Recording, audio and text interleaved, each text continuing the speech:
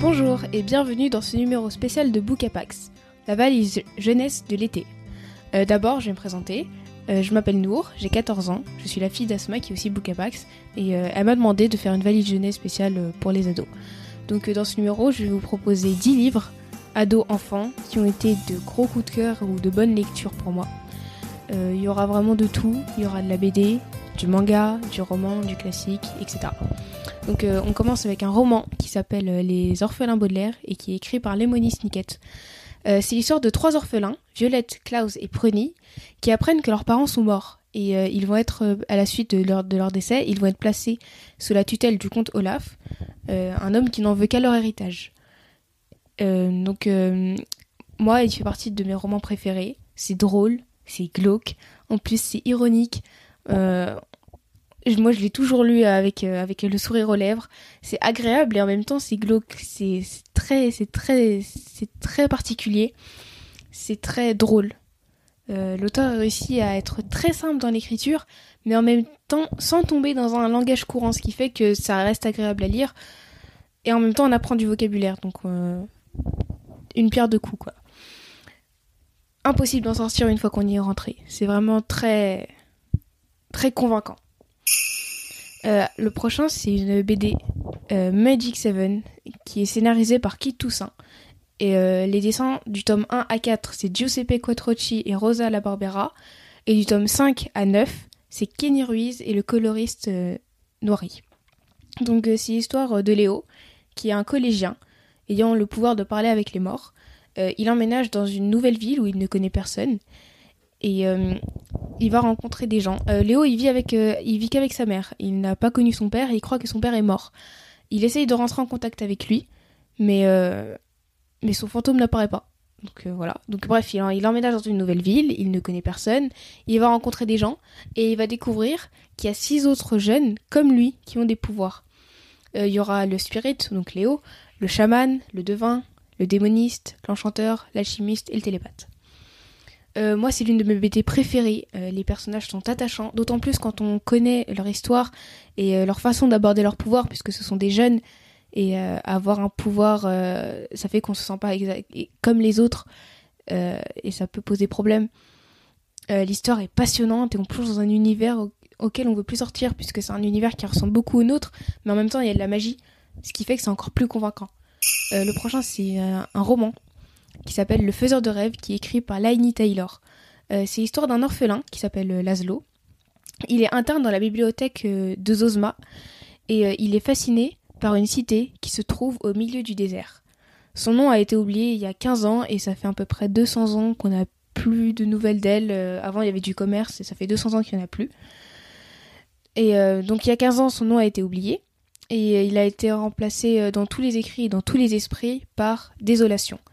Et un jour, une expédition qui vient de cette cité arrive à Zozma. Une expédition qui cherche des scientifiques. Moi, ça a été mon plus gros coup de cœur de l'été 2019. Et je dois avouer que depuis que je l'ai lu, j'ai rarement lu un livre aussi passionnant. L'écriture est simple, mais elle vous mange de telle sorte qu'on ne peut plus en sortir. L'histoire est tellement bien construite. Dans le premier tome, on se rend pas compte à quel point elle est profonde, mais quand on arrive au deuxième tome, on se rend compte à quel point c'est vraiment bien travaillé. Et puis c'est fait de sorte qu'on apprend des choses, mais petit à petit, morceau par morceau, ce qui fait qu'on peut jamais se détacher du livre en fait. Je vais m'arrêter là puisque j'ai un quota de 15 minutes, mais franchement, si j'avais plus de temps, j'aurais utilisé les 15 minutes sur ce livre, vraiment. S'il y a bien un livre, je pense qu'il faut retenir de cet épisode, c'est en roman en tout cas, ce serait Le Faiseur de rêves. Le prochain, c'est une BD Pile ou Face, écrite par Hope Larson et dessinée par Rebecca Mock. Donc c'est l'histoire d'Alexandre et Cléopâtre, qui sont 2 jeunes orphelins, ils sont jumeaux aussi, qui sont recueillis par leur père adoptif. Et quand celui-ci va disparaître, sans laisser trace, ils rejoignent le gang du Crochet. Et un jour, ils sont arrêtés par la police. Et en échange de leur liberté et d'un ticket de train pour la Nouvelle-Orléans, ils vont dénoncer leurs camarades. Et donc ils vont à la Nouvelle-Orléans, ils espèrent démarrer une nouvelle vie là-bas, mais à la suite d'un malentendu, Alex va se faire embaucher de force comme main d'œuvre à bord d'un bateau Et Cléo va devoir se lancer à sa poursuite. Et du coup, au cours de ce voyage, ils vont apprendre beaucoup sur leurs origines, sur l'héritage qu'ils ont, etc. Moi, ça a été un des coups de cœur 2017. Ouais, 2017, je pense. Franchement, s'il y avait un seul... Je ne pense pas pouvoir décrire ce livre mieux que par l'adjectif addictif. Je me souviens qu'après l'avoir lu, je pouvais pas m'empêcher de le reprendre et de relire des passages. Les dessins sont magnifiques et en parfaite harmonie avec l'histoire. On est toujours à bout de souffle en suivant Cléo qui essaye de rattraper Alex. Ça fait vraiment partie des énormes coups de cœur BD. Il y a 2 tomes. Ouais, il y a 2 tomes. Après, c'est un manga, The Promised Neverland, écrit par Kaiju Shirai et dessiné par Pozuka Demizu. Donc c'est l'histoire de... On va suivre 3 enfants très intelligents qui s'appellent Emma, Ray et Norman. Ils vivent dans un orphelinat avec plein d'autres enfants et une femme qu'ils appellent maman du coup. Et un jour, Norman et Emma vont découvrir que ce n'est pas vraiment un orphelinat, mais un élevage et qu'ils en sont le bétail. Donc moi, c'est l'un des meilleurs mangas que j'ai lu jusqu'à présent. C'est fort, c'est intelligent, c'est audacieux et assaisonné d'une pointe d'humour qui est propre au manga. Chaque tome vient avec sa situation catastrophique, ce qui fait qu'une fois après avoir terminé un tome, on peut pas vraiment dormir sur ses 2 oreilles après, tellement on est préoccupé par ce qui va se passer par ce qui va se passer pour les personnages. Bref, c'est très très très très bien. Le prochain, c'est un roman qui s'appelle Ash Princess, qui est écrit par Laura Sebastian. C'est l'histoire d'une princesse qui aurait dû être reine de feu si son royaume, le royaume d'Astrée, n'avait pas été envahi par les Calovinxiens. Sa mère a été tuée sur ordre du Kaiser, le chef des Calovinxiens. Depuis, elle est gardée en vie, elle est maltraitée, et vu que le nom de la reine de ce royaume, du royaume d'Astrée, donc de son royaume, est reine de feu, le Kaiser a pour vilaine habitude de lui faire porter à chaque grande cérémonie une couronne de cendres. Mais en secret, Lady Thora, alias Théodosia Eren Uzara, rêve de vengeance. Donc c'est très agréable à lire. C'est une écriture lisse. Donc quand je dis lisse, ça veut dire que c'est très rapide à lire. C'est très rapide dans le sens où l'écriture n'est pas lourde. On va recommencer. Voilà. Donc c'est très agréable à lire. C'est une écriture lisse. Les pages défilent sans qu'on s'en rende compte. C'est vraiment un livre qui est très rapide à lire. Ce que j'ai trouvé c'est génial, c'est que c'est une histoire de vengeance, une vengeance alimentée par une haine qui est réelle, mais l'héroïne part en même temps tellement désespérée, tellement au bout du rouleau, qu'on se demande comment elle va s'en sortir. J'ai trouvé cet équilibre vraiment génial. Le prochain c'est une BD, Jacques et Zita, qui est dessinée et écrite par Ben Hatk. Donc tout d'abord il faut savoir qu'avant la BD Jacques et Zita, il y a d'abord une trilogie de Zita, la fille de l'espace, et une duologie de Jack le Téméraire, à lire dans cet ordre. Donc pour Zita, ça commence avec donc Zita, qui joue avec son ami Joseph, et ils vont tomber sur un bouton, et ce bouton, quand tu appuies dessus, ça fait apparaître un portail, et ce portail mène à un monde dans l'espace. Et donc Zita, évidemment, Zita va appuyer dessus, et Joseph va se faire enlever en quelque sorte par une créature qui vient du portail, et Zita va se lancer à sa poursuite. Et pour Jack, donc ça commence avec une sortie familiale au vide-grenier où ils vont acheter une boîte contenant des graines qu'ils vont planter. Donc faut savoir que on va recommencer, puisque c'est vraiment brouillon, c'est nul en plus. Voilà, on va recommencer. Donc le prochain c'est une BD, Jacques et Zita, écrit et dessiné par Ben Hatk. Alors tout d'abord, il faut savoir qu'avant la BD Jacques et Zita, qui regroupe donc 2 personnages, il y a d'abord une trilogie de Zita, la fille de l'espace, et une duologie de Jack le Téméraire. Donc pour Zita, c'est l'histoire de Zita et de son ami Joseph. Ils sont en train de jouer, normal quoi, et ils vont tomber sur un bouton qui donne sur un portail, ce même portail qui donne sur un monde dans l'espace. Donc évidemment, Zita va appuyer sur le bouton et Joseph va se faire enlever par une créature qui vient du portail. Et du coup, Zita va se lancer à sa poursuite et elle va rencontrer des gens et voilà. Pour Jack, ça commence avec une sortie au vide-grenier.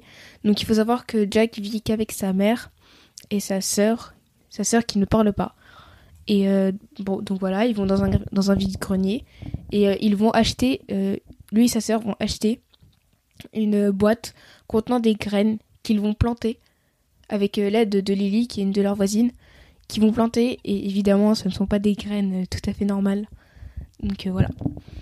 Moi, la première fois que j'ai vu la couverture de Zita, la fille de l'espace, je me suis dit, oh non, encore une histoire sur l'espace. Et au final, je l'ai acheté, je l'ai commencé et j'en suis plus sortie. Vraiment, c'est très original, c'est très convaincant, les dessins sont vraiment simples, les couleurs sont pétantes et l'univers est vraiment captivant, c'est génial. Donc le prochain, c'est un manga, My Hero Academia, qui est écrit et dessiné par Koi Horikoshi. C'est l'histoire d'un monde où 80% de la population a un super pouvoir qu'on appelle Alter. Mais donc avec l'apparition des Alters, il y a aussi les super vilains qui ont fait leur entrée et les super-héros. Et au moment où on parle, le super-héros, le numéro 1 des héros, le symbole de la paix, c'est All Might. C'est le plus grand héros. Donc nous on va suivre Izuku Midoriya qui est un fan absolu d'All Might et il rêve lui aussi de devenir un super-héros. Mais voilà, il fait partie des 20% de la population qui n'a pas d'alter. Mais ça l'empêche pas, il veut quand même devenir un héros. Et jusqu'au jour où il va rencontrer All Might et celui-ci va lui faire une proposition qui va lui permettre concrètement, qui va lui permettre d'essayer de réaliser son rêve de devenir super-héros. Et de rentrer à la Hero Academia qui est la meilleure école de super-héros.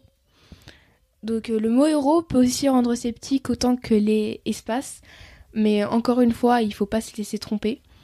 Vu que l'histoire se passe dans un lycée, on peut croire qu'il y aura des moments de relâchement, bref, mais pas du tout.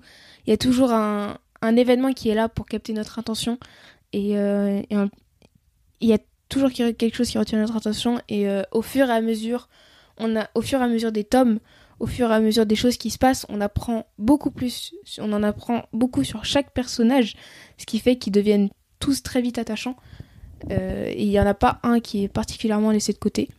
Donc c'est très très bien, vraiment très très bien. Le prochain c'est un classique qui s'appelle Orgueil et préjugés, qui est écrit par Jane Austen. Donc on va suivre Elizabeth Bennet. C'est une jeune fille qui doit avoir 19-20 ans. Elle vit avec 4 sœurs, Jane, Lydia, Marie et Catherine, et ses parents.